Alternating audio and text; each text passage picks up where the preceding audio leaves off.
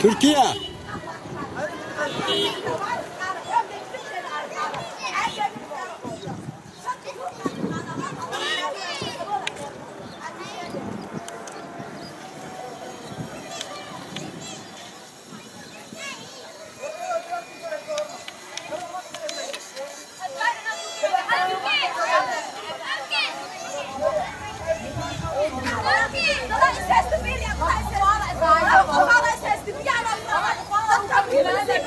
Evet, burası Seyitka kampı.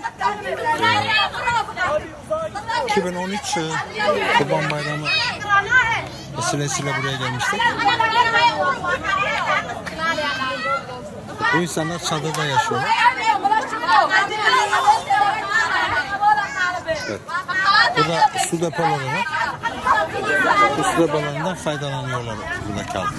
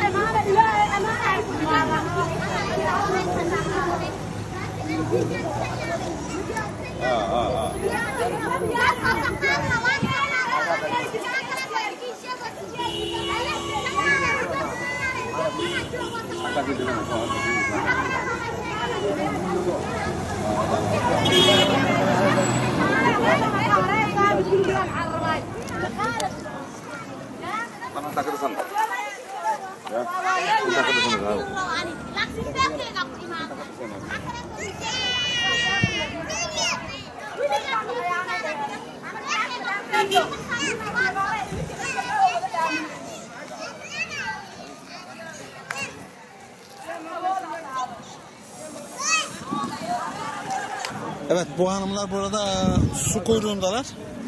Bu arkada gördüğünüz mavi deponun içerisinde su var. Temiz su.